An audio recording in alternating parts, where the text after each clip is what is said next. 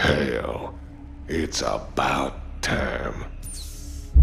Welcome to IAYTD and welcome to What is Starcraft. This video is for people relatively unfamiliar with what that is. In 1998, the video game developer Blizzard released a game called Starcraft. Before this, they had released popular real-time strategy games Warcraft, Warcraft 2, and the dungeon-crawling adventure game Diablo.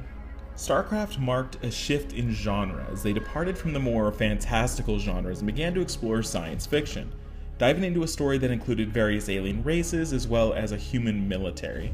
Let's dive into the mythology of Starcraft. We follow a story where humans, now called Terrans, have colonized the outer reaches of space, and there's a bit of internal conflict as a rebellion springs up among them. The Terrans have also come across two other alien species. They've discovered that an alien race called the Zerg have been secretly infiltrating and infecting human planets. The other race, a highly advanced species called the Protoss, have attacked a Terran planet without any provocation.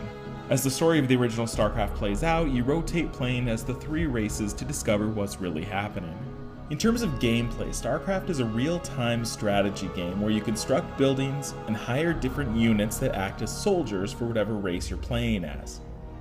They each play somewhat differently. The Terrans are the middle ground where they have decent pros and cons, but serve as an easy entry point to the game for beginners.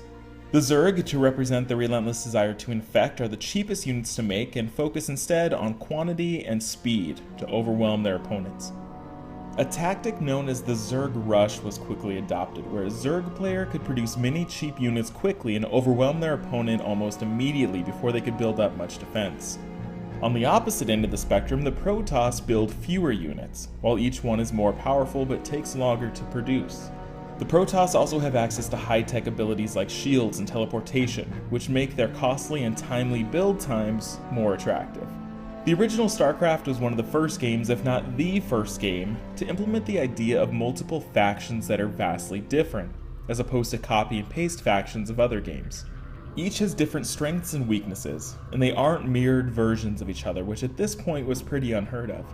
It surprisingly took 12 years for a sequel to arrive, and even then its campaign single-player maps were split into thirds, with the Terran missions releasing in 2010, the Zerg missions in 2013, and the Protoss in 2015. Much of StarCraft revolves around the multiplayer game, though. In the 12 years that people waited for the sequel, StarCraft became one of the pioneer games in the esports arena. It became an especially huge deal for South Korea, where its best players are now huge celebrities and StarCraft games are aired on at least 3 dedicated television channels. A term called barcraft was adopted in the US when a bar in Seattle began showing professional StarCraft games instead of traditional sports matches. Bars all over the world have started to do the same, showing esports multiple times a week for packed crowds. The United States Air Force also utilizes StarCraft in some of its basic trainings to teach new airmen how to think under stress and how to implement untraditional battle tactics. Those are the basics of StarCraft, some of the basic mythology, basic gameplay, and some cool cultural impacts of the game. Check back next Wednesday for another What Is video. Make no mistake, war is coming.